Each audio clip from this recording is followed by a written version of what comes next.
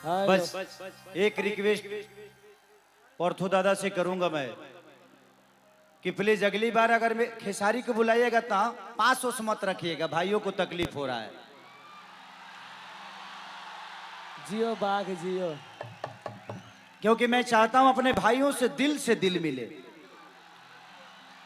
अपने बहनों से अच्छे से बात कर सकूं। बहुत सारे लोग ऐसे हैं जो कि मुझे देख भी नहीं पा रहे हैं, उसके लिए क्षमा प्रार्थी हूं। लेकिन अगली बार आऊंगा ना तो सारा बैरिकेड हम अपना से तूर के आ जाए, चिंता मत कर लो। तुम हमार जान हुआ यार, फेफरा करे जा। I love you. Love you too. हरि गलतार वैसे जैसे सरसों के सगिया ताजा, अरे धध के न देखिया जैसे जैसे पुवरा के अगिया जे राजा। राजा। अच्छा अगली बार आऊं तो किस हीरोइन को लेके आऊं कि कट गवे बिजुली सखी रात सट गवे सैया जी हमार, आए हाय कि धई के कमरिया पलंग पर पलट गवे सैया जी हमार। हाय हाय। अगली बार आऊं तो किस हीरोइन को लेके आऊं? काजल के।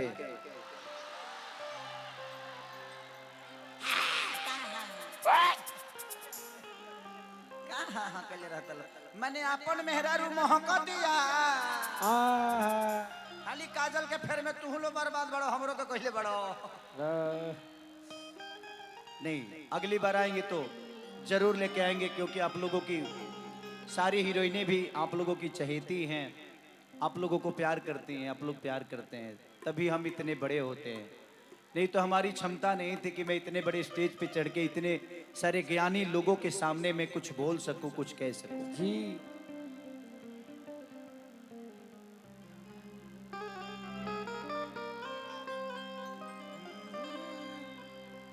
लेकिन चली कोनो बात ना, आज सौभाग्य प्राप्त भइल पार्थो दादा की वजह से आज आप सबके बीच में कुछ कहे के मौका मिलल। अरे वह सबकी जिंदगी बनल रहे, अरे वह सब बना रही, ताकि फिर से खेसरिया आए, चाहे केहू भी कलाकार आके वो सबके मनोरंजन सही करावे। जी। लमका के गोल का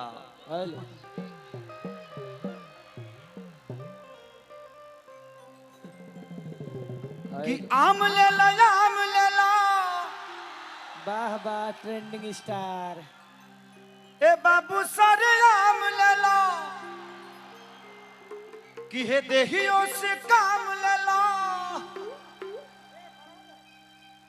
एको पैसा तू दाम ले ला।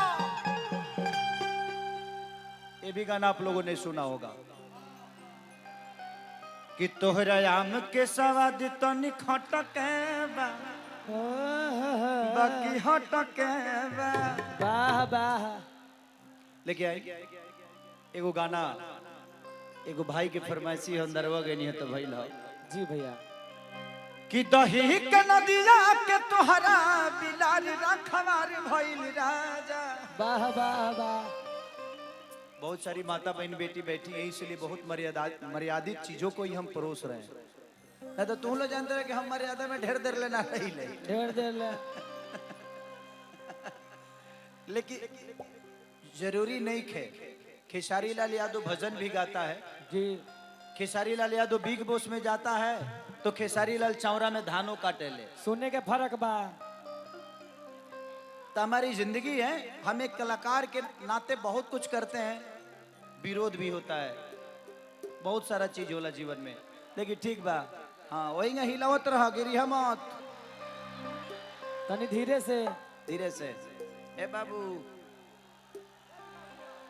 हो बांस पर से उतर जाना तो डायरेक्ट अंतरिक्ष में चल जीबो। चंद्रयान पर लगभग चंद्रयान रिलीज करे ऊपर अवे जमीन खोजे लगबा बाबू।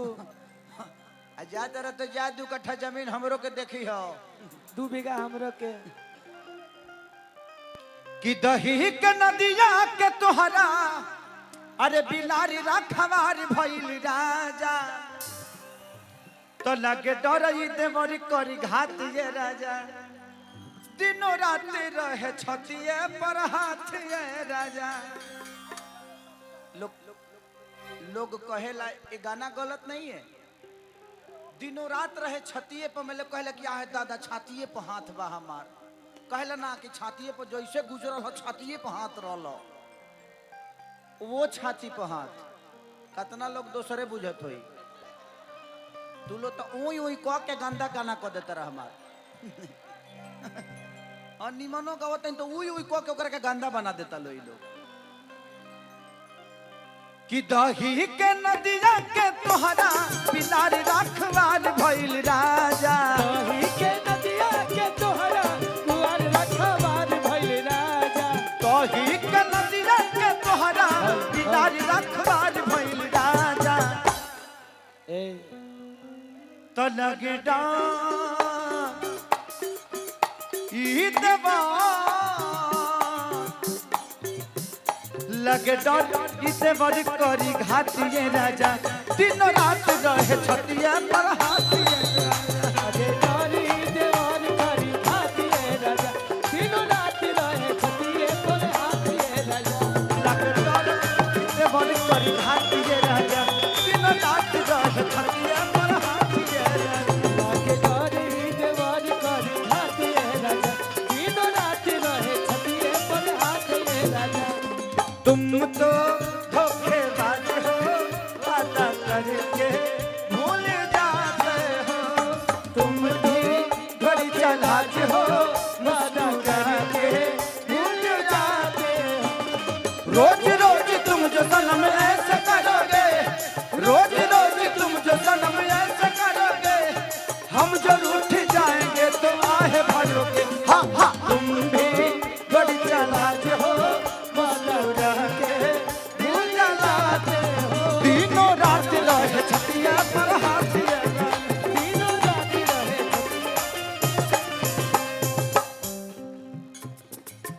औरतिया कहतिया ए बाबू के तनु मनाई खियाई ठूस ठूस के जाके बैठ जाला कोना में रूस के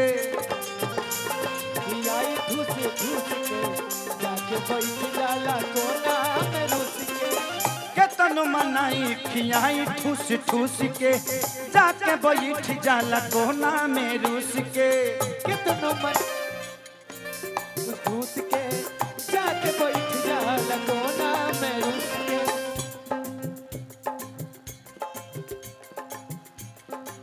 ओए वाह वाह बैठ जाओ गजोदरा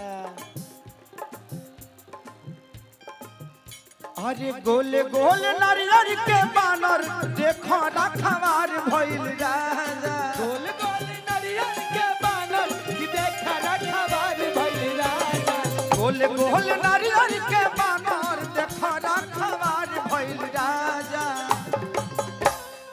तो लगे ई देवा बाब्यास बा लागे ई देवा तो लगे डर इते बड़ी करी घातिए राजा लगे डर इते बड़ी करी घातिए राजा तीन लागे डरी देवार करी हाथिए राजा दिनो रात रहे छतिए पर हाथिए राजा लगे डर इते बड़ी करी घातिए राजा तीन रात रहे छतिए पर हाथिए राजा लागे डरी देवार करी हाथिए राजा दिनो रात रहे छतिए पर हाथिए राजा।